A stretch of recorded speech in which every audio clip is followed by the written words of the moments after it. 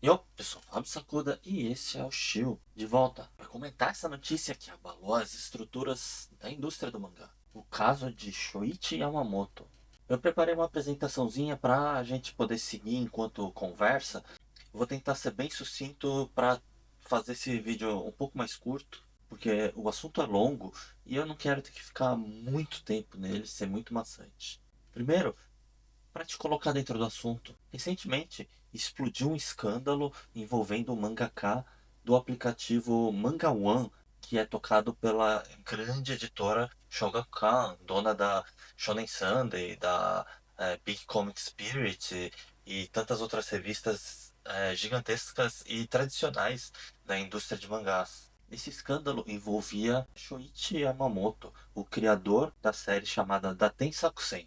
Yamamoto, que na verdade se chama Kazuaki Kurita, era professor lá no norte do Japão, lá na capital da ilha de Hokkaido, que se chama Sapporo. Ainda nessa instituição de ensino médio, Kurita conheceu uma jovem aluna de 15 anos, mais ou menos, que tinha acabado de ingressar nessa instituição. Como ele lecionava desenho, principalmente mais voltado assim para o mangá, ilustração, ele acabou atraindo a admiração dessa aluna, porque ela também almejava alguma coisa dentro desse mercado. Em certo momento, Kurita acabou conseguindo realizar seu sonho de serializar uma série de mangá dentro do aplicativo Manga One. Lá ele começou a série chamada Daten Sakusen, que se tornou um dos carro-chefes do aplicativo durante um bom período. Ao mesmo tempo em que a sua carreira como mangaka já era alçada aos céus,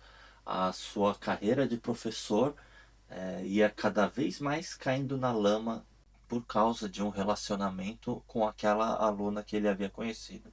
De 2014 a 2017, Kurita teve uma relação um pouco mais íntima com essa aluna, que começou com um certo sentimento de admiração.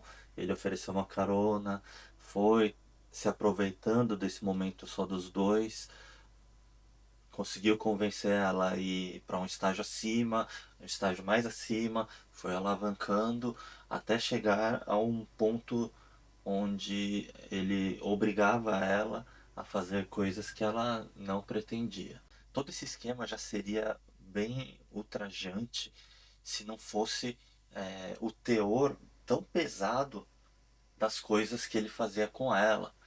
Coisas que o YouTube não me deixaria falar nem disfarçadamente. Imagina as coisas mais pesadas que você já viu no site de vídeos com X. E aí você tem o começo de uma ideia do que ele fazia com ela. A garota acabou adquirindo um estresse pós-traumático e isso influenciou na vida dela, acabou fazendo ela ser expulsa da faculdade porque não estava tendo bom rendimento. Aí, em 2020, Kurita acabou sendo preso por posse de, é, como eu posso dizer, material digital em vídeo envolvendo menores de idade. Mas foi solto após pagar uma multa que era algo em torno de 10 mil reais, 300 mil ienes. Não satisfeita com o destino de Kurita, a menina entrou com um processo civil contra ele e pediu para que a série dele fosse cancelada. Até esse momento, Kurita, ou Yamamoto, tinha tido a série paralisada por um tempo enquanto ele passava pelo processo de prisão e investigação, mas depois de um tempo ele voltou a publicar e ele só parou novamente quando a menina o obrigou a parar. No entanto, mesmo quando sua série foi cancelada da Manga One, ele aproveitou o canal que ele tinha usando o X, sua conta oficial no X, para avisar os leitores que ele ia continuar publicando a série, fazendo self-publishing, usando a plataforma da Amazon do Kindle. E lá ele publicou não só os 5 volumes que ele já tinha feito dentro da Shogakukan, como ainda criou mais 2 volumes que fechavam a série. Então ele conseguiu terminar da Tensaku-sen mesmo sem estar na editora. Em 2022, uma nova série estreava na Manga One, chamada Joujin Kamen.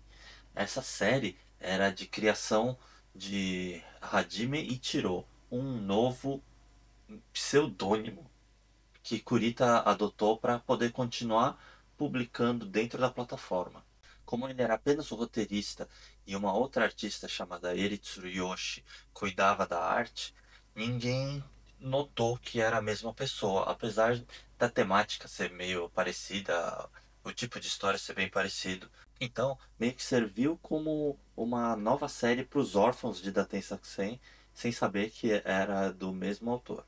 Isso só foi possível porque o editor responsável por Daten-Sakusen ajudou Kurita a voltar para o aplicativo se disfarçando atrás de um novo pseudônimo. Era uma das 5 séries mais populares do aplicativo que contava inclusive com Mob Psycho e Kengan Ashura. Um é uma das primeiras séries do autor de One Punch Man e o outro é um dos primeiros animes da Netflix.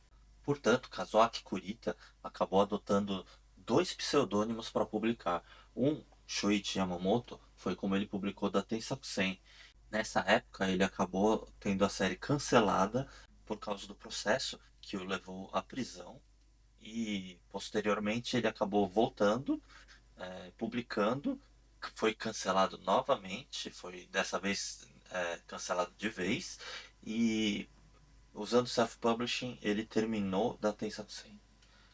Voltou como Hajime Ichiro, um nome que, se você sabe o significado e entende a história por qual ele passou, você vê que é um tanto quanto sarcástico até. Porque Hajime Ichiro é um nome composto de 3 letras, né, 3 kanjis. O número 1 2 vezes, com o kanji de caminho no meio. Isso significa um caminho de recomeço, né? O os japoneses não falam começar do zero, eles falam começar do um. Então seria um caminho para começar do um, ou um caminho para você poder começar do zero. Ele criou uma nova alcunha para poder começar a sua carreira do zero. O editor responsável por ele era Takuya Narita. Takuya Narita aparecia muito no canal da Manga One no YouTube, onde eles publicavam uma espécie de vlog da editora que mostrava o dia a dia de trabalho dos editores, do pessoal que, em geral, fica por trás das luzes da ribalta, né, mexendo as estruturas para os mangakas poderem fazer sucesso. O canal tinha muito sucesso, acabou criando uma certa tendência. A Kodansha imitou, outros aplicativos imitaram. A Penarita, nesses vídeos, dizia que ele era filho do presidente da rede de farmácias Matsumoto Kiyoshi, uma das maiores do Japão. Apesar disso, ele não entrou na Shogakukan como um funcionário, como é que se diz? Um funcionário contratado mesmo. Ele entrou como freelancer. Editor freelancer é um caso muito à parte, porque principalmente em editoras muito grandes como a Shogakukan, é difícil eles contratarem freelancer para essa posição. Ele foi recrutado pelo editor-chefe e criador da Manga One, Fujitoshi Mameno, que foi o editor-chefe por um bom período. Se eu não me engano, ele saiu da Manga One faz coisa de um ano e meio atrás, para fazer o seu próprio aplicativo. Mameno ficou muito conhecido no passado por ser o editor de Yamikin Ushijima-kun, uma série de mangá da Big Comic Spirit, se eu não me engano, que virou até dorama, fez muito sucesso, teve filme depois para fechar a série, foi um sucesso bem grande e até hoje a série continua publicando spin-offs. O vice-editor-chefe da revista, o Shun Kobayashi, é o cara que ajudou a criar aquela linha do Kengan Ashura e de outros mangás do mesmo escritor, que são todos voltados mais assim para luta, para treinamento físico. Ele também era uma das figuras centrais do canal do YouTube, aparecendo muitas vezes, era bem simpático. Só que nós temos que lembrar que se Narita conseguiu fazer todo esse processo para esconder o retorno de Kurita é porque ele teve apoio, pelo menos, do editor-chefe e do vice-editor, porque eles são os responsáveis por dar o ok ou vetar a volta ou a publicação de um autor ou de uma série nova. Mesmo se a gente for passar muito pano para Shogakukan e dizer que a diretoria, o presidente, todo esse pessoal de cima não tinha como saber do que estava acontecendo numa editoria um pouco menor lá, né? Não tão menor porque ela cuidava de praticamente todo o braço digital da Shogakukan. Então, eu acho que ele tinha um lugar especial na atenção da presidência. Mas mesmo se a gente quiser passar esse pano, a gente não tem como passar para os responsáveis da editoria, para os responsáveis principais da editoria. E mesmo que Mameno não esteja mais na Shogakukan e já tenha aberto seu próprio aplicativo, nós temos que entender que ele tem responsabilidade nisso por ter sido chefe. O processo correu por longos 4 anos, que nem é tanto se a gente pensar em questão de Brasil, mas no Japão foi um bom tempo para sair o resultado desse processo civil que deu veredito a favor da vítima em fevereiro de 2026. No processo, ela apresentou prints de uma conversa em um grupo de Line onde o editor, Narita, tentava a coagir a assinar um contrato, uma espécie de pré-acordo, onde ela se comprometia a nunca mais tocar nesse assunto em troca de cerca de 1,5 milhão de ienes, que dá uns 15 mil dólares. Ela recusou, manteve o processo rolou por muito tempo e no final o tribunal acabou reconhecendo os abusos que Kurita cometeu, os danos que ele causou para a vida social dela e obrigou Kurita a pagar uma indenização de 11 milhões, quase 10 vezes mais o que ele pretendia dar para calar a boca dela. Durante o processo, nós ainda descobrimos que Kurita ainda usou a conta de Daten Sakusen para falar que os problemas que ele tinha tido, que fizeram a série ficar paralisada, eram é, por causa de algumas coisinhas que estavam acontecendo com ele, como se não fosse problema dele, sabe? Como se alguém estivesse incomodando ele, fazendo uma inversão da culpa. Mais do que um processo civil, mais do que um processo criminal, a consequência desses atos acabaram sendo julgados na esfera social. A internet não perdoa, houve um cancelamento de assinaturas em massa do aplicativo. Muitos autores que publicam lá botaram as séries em hiato e estão renegociando tanto para sair do aplicativo quanto para mudar as coisas lá antes deles retornarem. Mais do que isso, autores consagrados da Shogakukan que não tem nada a ver com a Manga One, como Rumiko Takahashi de Rama e Inuyasha e Gosho Aoyama de Meitatei Conan, né, Detective Conan e Yaiba, completando o trio dos grandes nomes da editora. Mitsuru Adachi, autor de Touch, também pediu para cortar todos os elos com o aplicativo do Manga One, tirando os seus mangás que estavam disponíveis na plataforma. Outros grandes autores, como Makoto Raiko, comentam cada detalhe que sai na mídia, mas talvez o mais doloroso tenha sido o depoimento que deu nas redes sociais a desenhista de Joujin Kamen, Eri Tsuruyoshi. A desenhista que declarou que não tinha conhecimento de nada, que simplesmente foi escalada, que nunca encontrou de fato com o roteirista, acabou fazendo uma declaração onde dizia que se sentia enojada por tudo o que ela descobriu e que tinha pedido para ser retirada dos créditos dessa série e que não ia mais voltar para esse trabalho e nem voltar a trabalhar com a Shogakukan. O escândalo ainda acabou batendo em séries que seriam animadas tanto nessa temporada como em temporadas que estão por vir. Tem pelo menos 2 ou 3 séries da Manga One que iriam virar anime e que talvez possa sofrer um delay ou até sofrer um boicote por parte do público. e que os autores acabaram tendo que vir a público para se dizer enojados também pelo que aconteceu e que esperam que o público não desconte neles o que a Manga One fez nas costas também dos autores que trabalham, né, dos parceiros de trabalho deles. Aqui a gente tem que deixar bem claro que tem um aspecto jurídico que muda muito essa nossa percepção de como a gente gostaria que acontecesse e como a justiça realmente vê o caso. Muitas vezes nós vemos esses crimes ligados a menores de idade e essas maldades que autores de mangá fizeram com garotas novas. E a gente espera que a justiça japonesa seja mais dura e considera muito brando o tipo de punição que eles dão para esses crimes. Aqui a gente tem como exemplos o de Shimabukuro, autor de Toriko, né, Mirai Leader Takeshi, que foi pego saindo de um motel com uma garota de acho que 15, 16 anos e levou 2 anos de prisão, só que teria que cumprir só se ele cometesse mais um crime.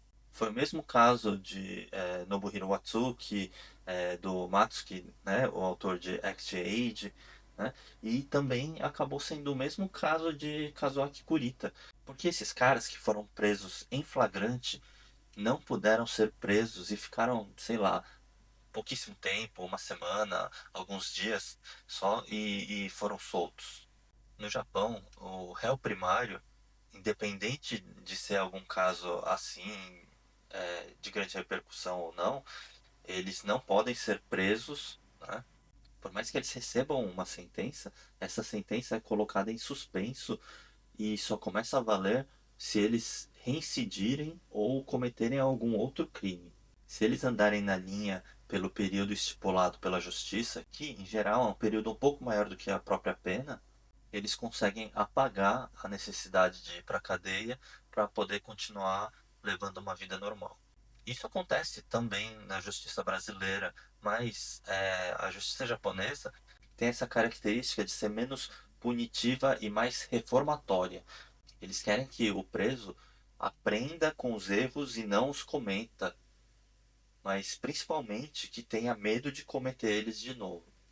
Porém, como eu disse, muito mais do que a pena jurídica foi duro a pena social, onde as pessoas não deixaram barato. Não só os artistas dando debandada, como a própria sociedade, que começou a olhar com outros olhos a grande editora Shogakukan, que era conhecida como um modelo. A editora nasceu focada em trabalhar com a educação infantil. Por décadas, ela foi considerada o lar das crianças japonesas dentro do mundo das fantasias. A casa só caiu exatamente quando a vítima decidiu expor.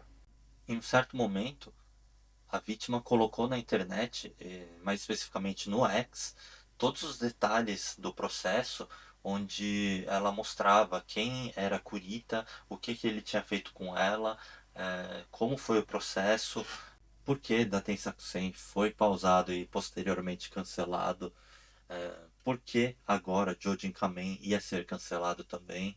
Ela mostrou não só a identidade do autor, que era a pessoa que ela sabia que havia cometido um crime contra ela, como a identidade de Hajime Ichiro, né, o criador de Jojin Kamen, que ninguém sabia quem que era. E como ela descobriu?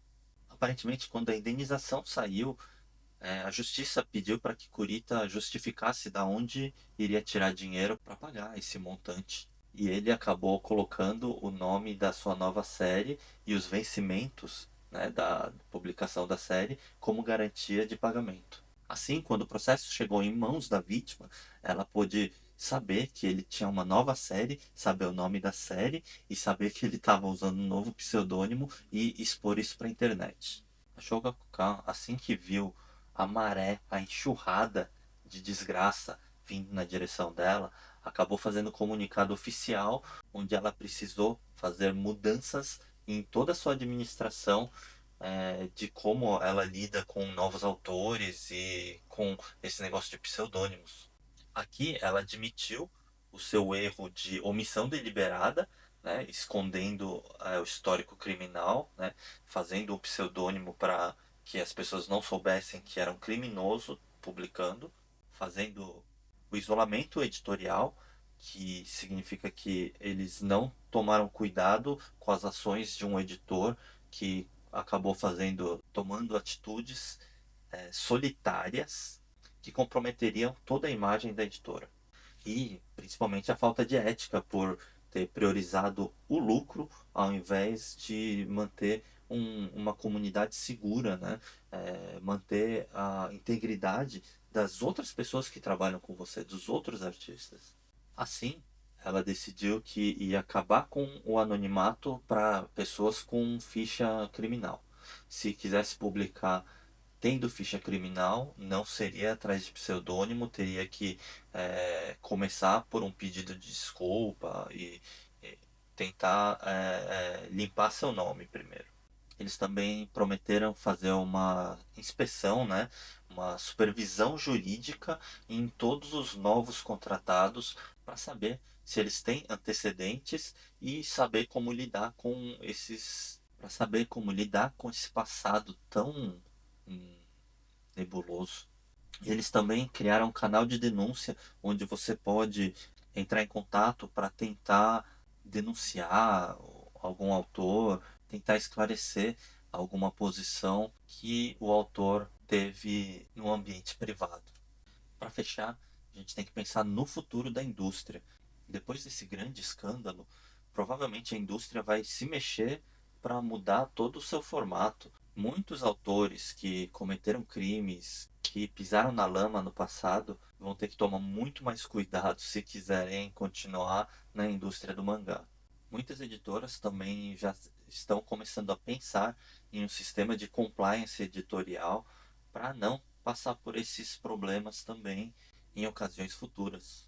Nós pudemos ver que a sociedade, né, os leitores, os outros autores, todo mundo que vive dentro dessa indústria do mangá, tanto como apreciador quanto como produtor, fizeram a diferença ao se mostrarem indignados com tudo o que aconteceu. E agora as editoras precisam começar a pensar com um pouco mais de afinco em criar um ambiente mais seguro de criatividade, para que, por exemplo, você não acabe trabalhando com um criminoso sem saber e se torne, de certa forma, um cúmplice, ou seja, sei lá, na melhor das hipóteses, você está sendo feito de otário.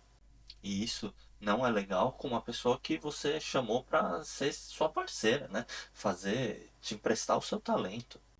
No final, eu quero entrar em alguns detalhes.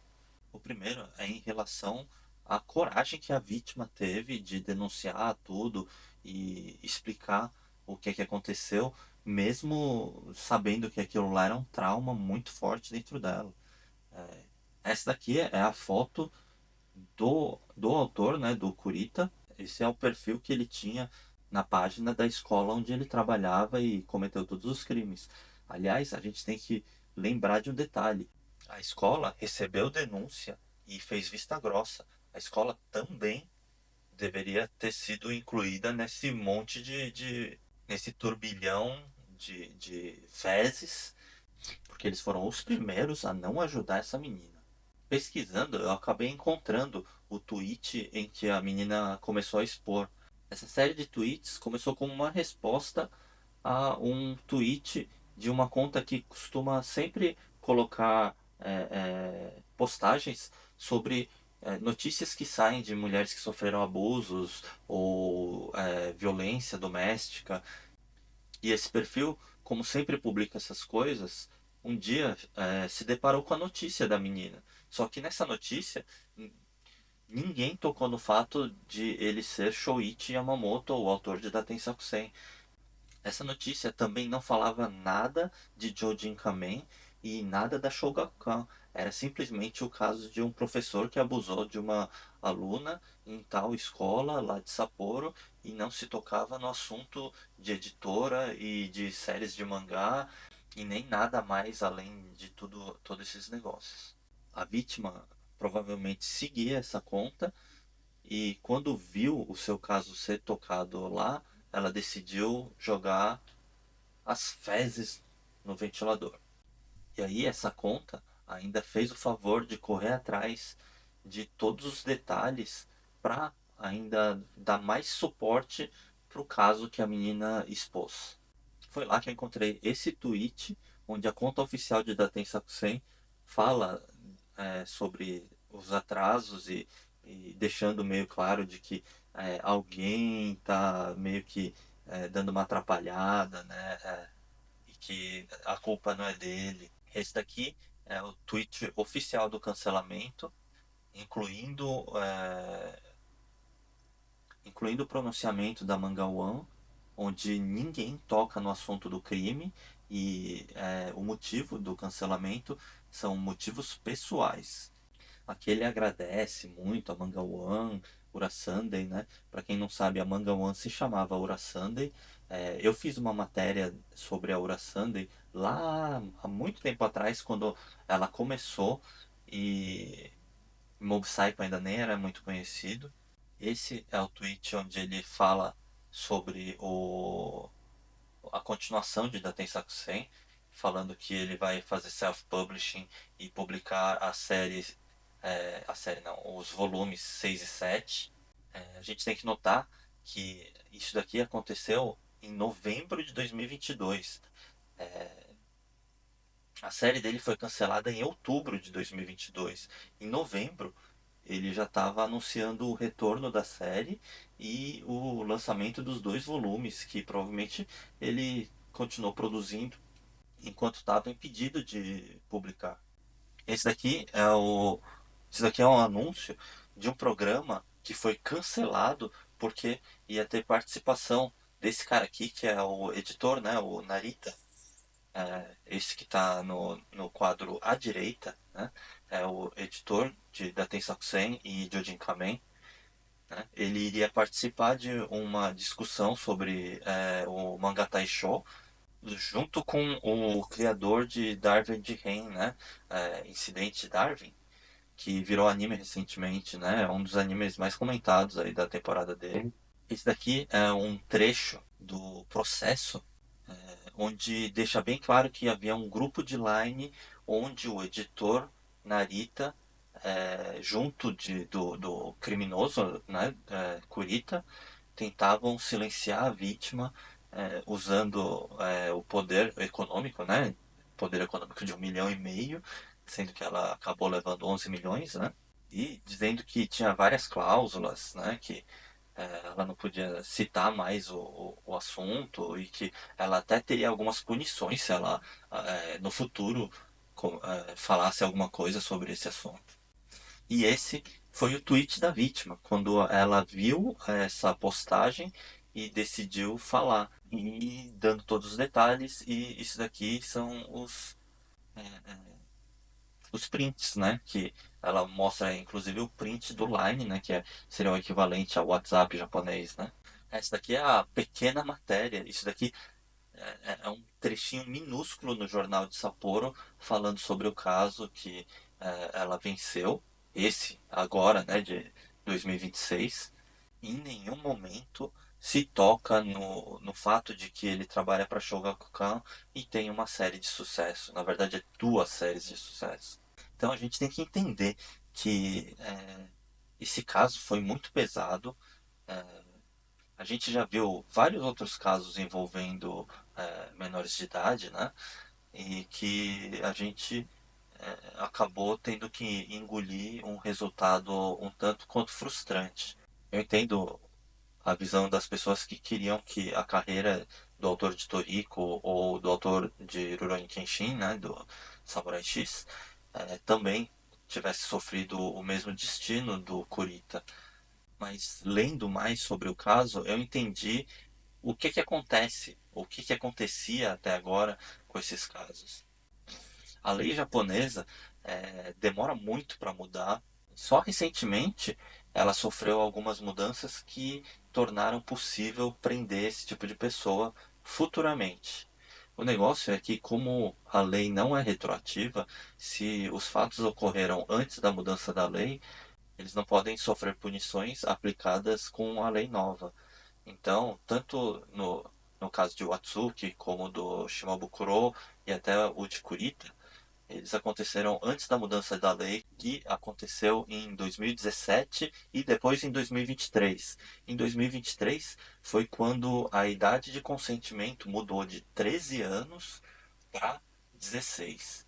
Isso porque o Japão usa muito a idade escolar como medida, né?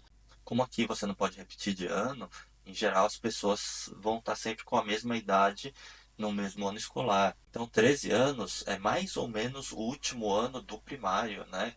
Do que seria o primário, né? O fundamental aqui, né? E agora, 16 seria mais ou menos a entrada do colegial, do ensino médio. Por essa lei, Kurita poderia ter sido preso.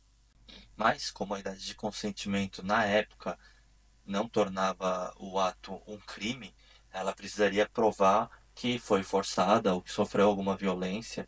E aí sim, as coisas iriam andar por uma outra ótica. Mas como tudo isso é muito difícil de se provar, principalmente depois de tanto tempo, a polícia provavelmente escolheu o caso que era mais fácil de eles vencerem na justiça. Então, pegaram só o material que já deveria é, culpar o Kurita de alguma forma e depois, se ela quisesse, ela processava e eles deixaram por isso. Porque isso daí acaba entrando num lado meio sujo da polícia japonesa também, que é o negócio deles terem 99% de sucesso nas investigações. Mas isso é porque eles escolhem a forma de julgar os processos, né? Ao invés deles denunciarem como abuso e tal, e tentar jogar isso na justiça, eles escolhem o que eles sabem que, se for jogado, tem todas as provas para ser um sucesso. A gente vê vários casos onde a polícia até escolheu o culpado e acabou jogando pessoas inocentes na cadeia só para eles não baixarem esse índice de criminalidade. Quanto ao negócio deles não irem presos por causa do negócio da pena suspensa, por ser réu primário, isso daí é um negócio que na lei japonesa é muito forte. Sempre que você vê notícia de prisão de famosos, eles acabam não indo presos exatamente por esse ponto, porque eles são réu primários e aí eles recebem essa pena suspensa que bota eles na cadeia só se eles forem reincidentes ou se cometerem algum outro crime durante o período. Para que isso não acontecesse com todos esses autores, eles teriam que ter cometido algum tipo de violência física, né? Principalmente a violência, né? O último tipo de violência que eles podem tomar com alguém, né? Ou se conseguissem provar que foi de forma forçada, né? Foi que os atos aconteceram contra a vontade da vítima. Fora isso, só seria considerado algum tipo de abuso se fosse antes da idade de consentimento, coisa que só mudou recentemente, ou mesmo se pudesse provar algum tipo de coerção. No caso de Kurita, a vítima ainda tinha esse caminho, usar o abuso de poder. Só que o abuso de poder foi uma lei que mudou em 2017. E antes disso, não havia esse agravante de abuso de poder como ferramenta de coerção. Por isso é muito triste ver como aconteceu as coisas, mas de certa forma acabou sendo muito satisfatório ver que a exposição que a vítima acabou criando mexeu com todos os alicerces, chegou a balançar com a Shogakukan, essa gigante, uma das quatro maiores editoras do Japão, que precisou vir de joelhos pedir desculpa. O caso ainda está andando, ainda estão acontecendo coisas, e recentemente a revista Shukan Bunshun, que é uma revista de notícias aqui do Japão, publicou uma entrevista com a vítima, né? Eu, eu vou ser bem sincero, eu comprei a revista, mas ainda não li. Quando eu ler, eu posso até fazer um outro vídeo se for relevante, mas eu já vi gente comentando e dizendo que ela dá detalhes, falando inclusive que Kurita é casado. Ah, puta merda! Mas se tiver alguma coisa assim que vale a pena fazer um novo vídeo, Eu pretendo postar de novo mais pra frente, mas eu vou ser bem sincero, já é o terceiro vídeo que eu tô fazendo porque tá ficando muito longo e muito difícil de editar, então se eu for fazer algum próximo vai ter que ser uma coisa bem rápida, bem fácil de editar, porque tá bem complicado. E eu vou ter alguns dias aí de trabalho até tarde, então vai ser meio complicado nos dias vindouros. Então, o que é que você achou? Se você tiver algum comentário, vamos só ser educados e não tomar um ban do YouTube. Se você tiver alguma coisa para comentar, para me dizer, se você quiser complementar com alguma coisa, joga aí nos comentários. Se quiser ver a continuação, que eu leia a revista e explique mais sobre ela, também deixa nos comentários. É meio triste fazer isso numa notícia dessas, mas se você puder me ajudar, curte, compartilha, espalha a palavra, mostra para as pessoas o que aconteceu nesse caso. Vamos conversar, usar esse espaço. Então é isso. Tchau.